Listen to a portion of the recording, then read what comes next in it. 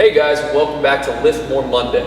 This week we're going to be going over a kettlebell goblet hinge corrective that we took from our experience when we went to visit Mark Fisher Fitness in New York City. That really has worked well for people like me who are very extended and have a hard time maintaining a good relationship between their pelvis and their rib cage during a hinge. So Cody, just show a few good hinges without the kettlebell first. So when we talk about a hinge, which is the primary movement pattern that we use for the deadlift, we want people to be able to move through their hips and then use their hamstrings and their glutes to drive the movement. The problem is a lot of people tend to do a lot of extending through their lumbar spine and their thorax, and now they're going to run out of room and they're going to be limited in their hinge pattern. So a couple really extended ones. So we'll see a lot of people with way too big an arch in their back. Go ahead, one more.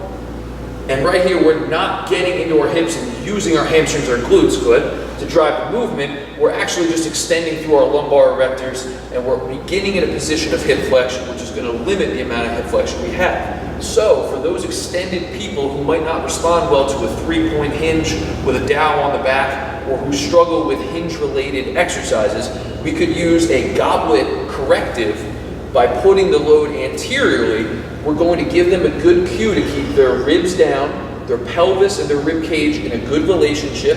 And now Cody can just practice hinging through his hips by pushing his hips back until he feels them stop moving backwards. Good, so he's trying to feel his whole foot on the ground, his big toe, his little toe, and his heel.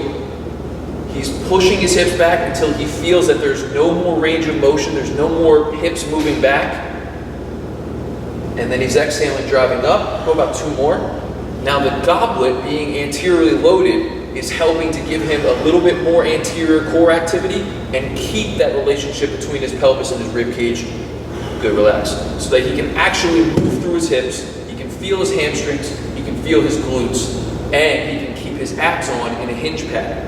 We love using activities like this prior to a lifting session, so he can do this goblet hinge prior to a deadlift session or prior to an RDL session to really ingrain that pattern in his brain and his nervous system, so that when he takes that and moves on to heavy lifting, he can try to execute a better hinge pattern using hamstrings, glutes, and abs as opposed to just extension all the time. And that's Lift More Monday. We'll see you guys next week.